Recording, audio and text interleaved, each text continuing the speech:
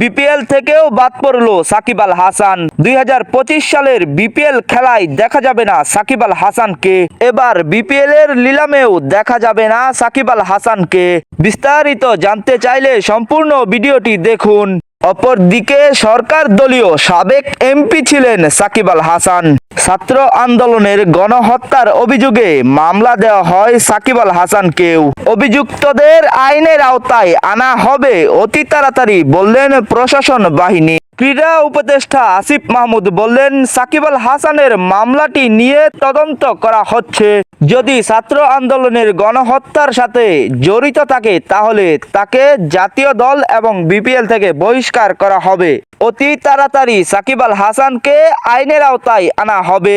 তবে এই রাজনৈতিক করার কারণে বিভিন্ন ধরনের সমস্যায় পড়তে পারেন সাকিব আল হাসান। বাংলাদেশের একজন সেরা অলরাউন্ডার ছিলেন সাকিব আল হাসান। লক্ষ লক্ষ ভক্তদের মন জয় করে নিয়েছিল এই সাকিব আল হাসান। তবে কি সাকিব আল হাসানের এখানেই টিকিট খেলার সমাপ্তি ঘটবে, নাকি নতুন করে আবারও একটি সুযোগ দিবে ক্রীড়া উপদেষ্টা আসিফ মাহমুদ? তবে এই প্রশ্নের উত্তরটাও সবার কাছেই অজানা। তবে আপনাদের মতামত কি কমেন্ট করে জানিয়ে দিবেন। অপরদিকে বিসিবিকে নতুন করে সাজানোর ঘোষণা দিলেন ক্রীড়া উপদেষ্টা আসিফ মাহমুদ। প্রতিটা সেক্টরে বাংলাদেশে এমন দুর্নীতি হয়েছে, এটা আমরা সবাই জানি। আমরা তো সবাই বাংলাদেশেরই মানুষ।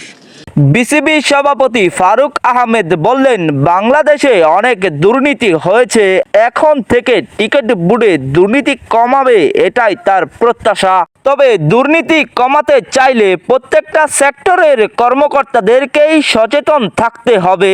তিনি আরো বললেন, বিসিবি সভাপতির দায়িত্ব যতদিন থাকবে ক্রিকেট খেলার উন্নতি ঘটানোটাই তার মূল লক্ষ্য।